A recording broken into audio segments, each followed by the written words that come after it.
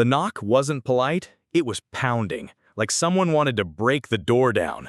I had just carried the last box inside when 3 people in shiny HOA badges barged straight onto my porch. One of them, a woman with short blonde hair and sunglasses even though it was cloudy, shouted, "You can't put your things here. This pier belongs to the HOA. You're trespassing." I stared at her, confused but calm. "This is my property. I bought this place fair and square. Deed and all." She smirked, pulling a crumpled paper from her folder. "Not anymore. According to us, the pier falls under HOA authority. You'll need to pay annual fees or we'll remove your access. Consider this your final warning."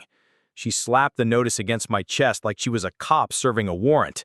The other 2 men with her started snapping pictures of my truck, my boat tied to the dock, even the boxes stacked by my door. One whispered, "We'll file violation reports. He won't last a week here." I didn't move. I just let them talk, my eyes fixed on the pier stretching out into the water. My pier. What they didn't know, what made me almost laugh in that moment, was simple. I didn't just own the cabin, I owned the entire marina. Every slip, every dock, every walkway. And yet here they were, treating me like I was the intruder. Karen's voice got sharper. "If you don't comply, we'll lock the pier gate today. You won't touch a single board without our permission." I tilted my head, almost amused, and said slowly, "You sure about that?" Karen folded her arms like she had already won, and one of her men pulled out a padlock from his bag. He started walking toward the pier gate as if it was theirs to control. My stomach tightened, not with fear, but with the kind of patience that holds back laughter. I leaned against the railing, watching them like it was a show. "You touch that gate," I said evenly, "and you'll be trespassing on federal property." Karen froze mid-step, then scoffed. "Federal property? Don't be ridiculous. This is HOA land. I've been running this community for 12 years. I know what's mine." Her voice carried down the dock, and a couple of neighbors peeked out from their porches, curious. I could feel their eyes on us. That was good. Witnesses mattered. I pulled out a slim black folder from one of my moving boxes. It wasn't much to look at, but the seal on the front made her squint. I flipped it open just enough for her to see the paperwork, the official stamps, the deed showing my ownership of not just the cabin, but the entire marina grounds. "You see this?" I said, my tone still calm, but sharper now. "This isn't just a deed to a cabin. This is the marina. Every pier, every gate, every slip. You've been barking up the wrong tree." For a second she went pale, but then she recovered with that same entitled grin. "Paper means nothing. My word stands in this neighborhood. I have the authority." I slipped the folder shut, sliding it under my arm. "Then I'd suggest you use that authority carefully, because the next step you take might put you in handcuffs." Her men stopped cold, looking at each other. One of them muttered, "Karen, maybe we should," but she cut him off, shouting, "No! Call security, lock the gate." And that was the moment I knew. She had no idea what kind of storm she just called down on herself. Karen's guy fumbled for his phone, probably dialing some so-called security. I could hear the panic creeping into his voice as he whispered, "They're not picking up." Karen snatched the phone from him and started yelling into it anyway, like shouting louder would make someone answer. Meanwhile, neighbors had begun gathering by the water, whispering to each other.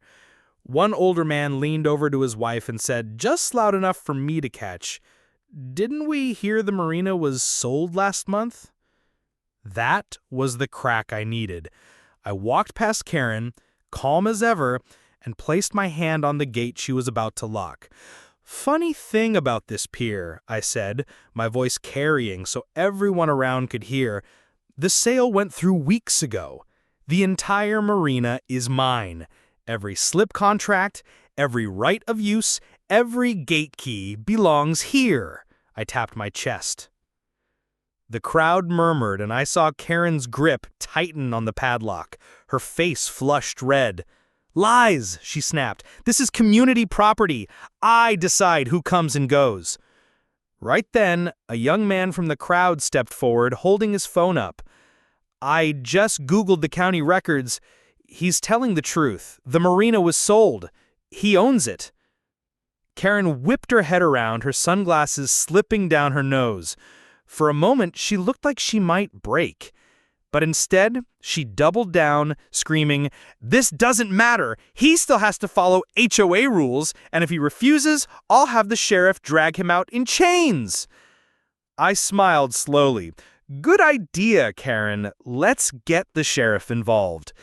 And as if on cue, red and blue lights flickered across the water, real deputies pulling up by the road.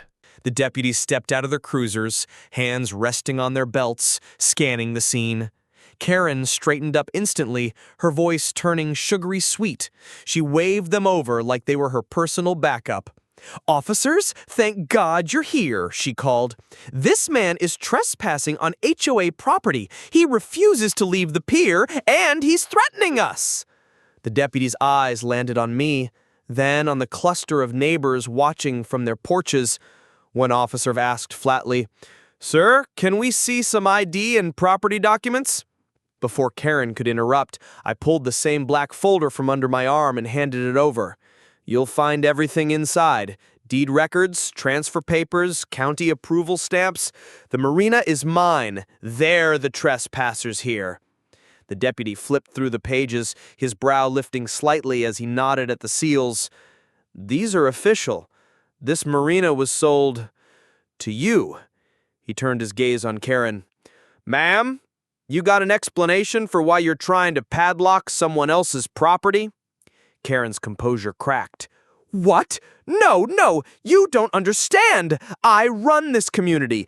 Everyone listens to me. This is HOA territory." She jabbed a finger toward me, her voice climbing higher with each word.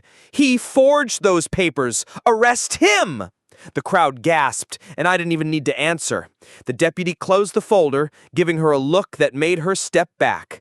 "Ma'am, these are county-certified documents. Accusing forgery is a serious charge.